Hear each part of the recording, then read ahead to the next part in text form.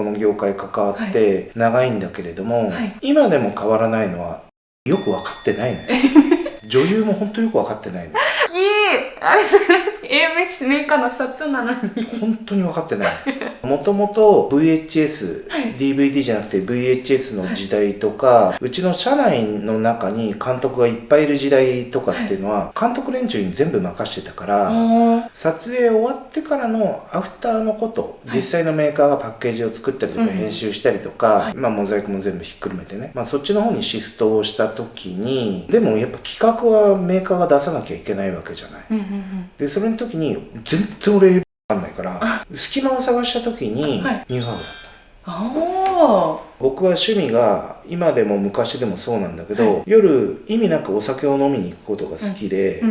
そこがもしかしたら性癖かもしれないね。例えば女の子がつくお店に行きます、そこで僕口説いてエッチをするのが好きなので、クラブの女の子と終わってからニューハーフのショーパブとかそういうところに行ってたの。だからニューハーフってこういうもんだっていう知識はそれなりにはあったの。普通の女の子で言うと飲み屋で売れる女の子と売れる女の子って全然タイプ違うんですよ。なるほど。でも確かにそれ正しい確かに。僕が好きなタイプばっかりで、だったら絶対売れない。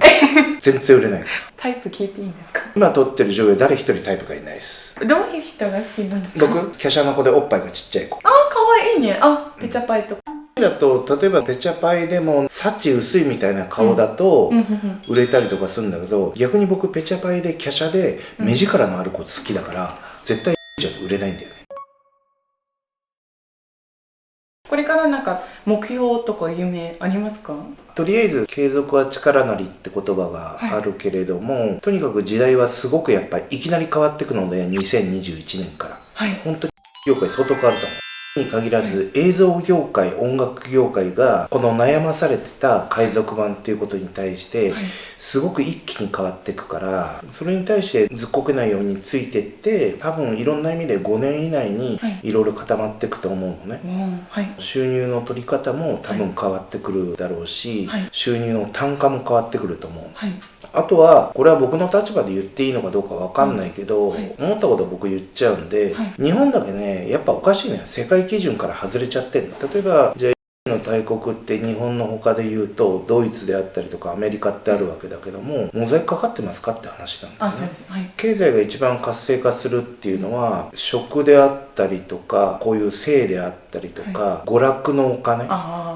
飲む使うっていう、その中にやっぱり業界も含まれてるんだけども、日本が業界ですぐ活性化するのは、世界と貿易できることなんですよ。そう考えた時に、やっぱモザイクよりももっと大事なことってあるんじゃないのって僕は思うよね。それは例えばアメリカの基準とかっていうと、パッケージにがあってはいけないとか、そうなんですよ。でも日本っていうのは例えば吊るされてるとか、そんなの当たり前に OK じゃない。でアメリカっていうのは昔から映像を撮るときに、例えばそのっぽいことをパッケージの表一には絶対載っけちゃいけなくて、でそういうことを映像として残した時には、必ず本人が自分の好きな意思でやったってことを必ず記録として残しておくのね。文化の違いなんだろうけども、日本の業界っていうのが小悪党みたいな、ちっちゃい悪党みたいのがいっぱいもともといたのよ、もう悪いやつがね。ビデオテープの時代の時に、パッケージが生写真1枚ペンって貼られてるのがあって、僕がまだしょっぽいをやってる時に、ある時に中身を見た時に、普通に公園で遊んでる、全く関係ないパンチラとか撮ってるのよ。そういうのが日本人は頭がおかしい。そういうところを直すべきであって、じゃあモザイクうんぬんかんぬんとかっていうのを、10年前だったらまだわかるけど、問題にするとこそこじゃないような気するんだよね。モザイクなければもっと経済的にいいんじゃないですか。だって世界中と貿易ができるわけだし、日本の女性っていうのはもう世界一のブランドだからそういう意味で言うともう全世界日本人がやっぱ好きなわけ。これもどこの国に行ってもやっぱ日本人の女性っていうのは好かれてるので、性的な対象でもそうだけども、そうじゃなくて似たような顔の人種っていくつかあるけれども、日本の女性っていうのはおしとやかで、優しいっていうイメージが世界中にイメージがちゃんとあって、はい、それの一つとしてやっぱっていう文化は、モザイクがなくなるだけで随分本当に大きい金額が動くんじゃないです。うん、そう私本当にモザイク嫌いけど、よくいろんな人インタビューするときに、モザイクは消えないとか別にあってもいいんじゃないとか、多分白水さんが初めてそういう意見、立場によるんじゃないかな、例えば現場で演者で出てる男優とか女優とかっていう部分で言うと、その経済活動の中でやっぱり自分のギャラっていうことをやっぱ考えるわけだけども、ことメーカーってことになると売上の取り方っていうことが年々やっぱ変化しちゃってるから、こんだけやっぱ海賊版出回っちゃうと、本物でやっぱ世界中と正規なメーカー同士がやっぱ貿易していかないと。アメリカのやっぱメーカーも僕いくつか知り合いがいるけども、アメリカのメーカーも今弱っちゃってるし、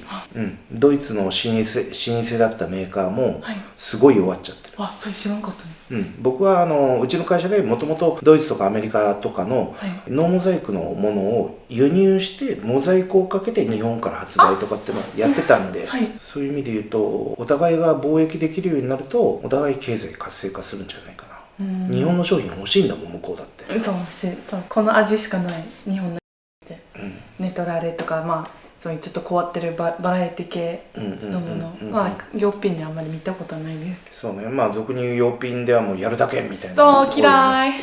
でもあれだけちょっと嫌い。日本なんかそういう、さっき言いましたけど、そのロリコンのものちょっとやめてほしい。今は法律ではねさすがにそれはないけれども、ただやっぱりもう一つ二つやっぱり法的な改善はすべきもんはいくつもあるんじゃないかな。そこが日本人って島国だから何にも産業がないわけよ。例えばアメリカっていうのは国土が大きいから世界中に輸出するもんってあるけども、じゃあ日本の産物って何なのかっつったら日本人の脳みそなんだよね。でそれを全世界に分かってもらうためにっていうことで言うと、業界だったらモザイクを外すことによって輸出をすれば、アメリカで買った商社はアメリカはアメリカでそれを買ったことによって正規の商売ができるわけだし、日本のメーカーだってそれを日本だけではなくじゃあヨーロッパでも見てもらい、アメリカでも見てもらい、あとは今その一部の東アジアがということを今解禁し始めた国があるけれども、そこなんかはもともと海賊版が横行してた国だけども、そこがここから新しいポルノっていう新しい産業をどういうふうにしていくかっていうことで言うと、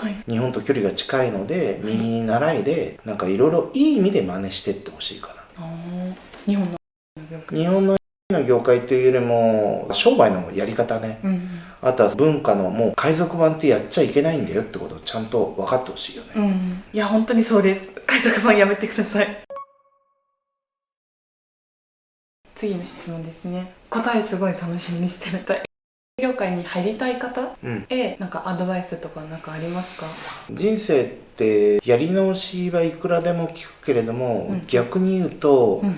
巻き戻しはできないんですよ。例えばじゃあそれなりにいい大学、一流の大学出ました、今就職がいろんな部分で難しいかもしれないけれども、仮に日本で有名な東京大学出ましたと、じゃあ東京大学院まで行きましたと。それもじゃあ例えば法律を専攻してましたと。でもが好きでたまらなくて監督志願でじゃあどっかのメーカーに就職しました、って言った時に10年後20年後の自分の収入を考えた時に日本一のね東大の大学院まで出て、じゃあ弁護士とか検事とかにもしなってたら収入がいくらですかっていうことと、で一発の監督になった時に収入がいくらですかっていう話をした時に、丸が一つ違う収入になると思うのね。巻き戻しができないっていうのはじゃあで例えばやってみようと思ってじゃあ3年とか5年やって、やっぱやめました、じゃあ元々の方行きますって言った時には、本来入れた会社にやっぱ入れなくなるよね。確かに偏見もあります。偏見もあるし、スタートラインが同じ新卒の子よりも5年も6年もやっぱ遅れるわけだから、じゃあアドバイスまとめたらよく考えた方がいいと思う。はっきり言って業界ってそんな収入高くないから、皆さんがどういうふうに思ってるかわかんないですけど、例えばじゃあ女優さん男優さんでも稼いでる人間はいますけど、氷山の一角です、本当に稼げてない人間の方がすごく多いということ、じゃあ僕も今メーカーの社長なんて言ってるけども稼いでんですかって言ったら全然稼げてないから。この10年は本当にひどいので、僕はもう10年から15年ぐらい前の約5年間は収入0円なの。5年間。もうとにかく会社を維持することが精一杯で、毎月毎月本当にお金が足んないっていう時代があったのね、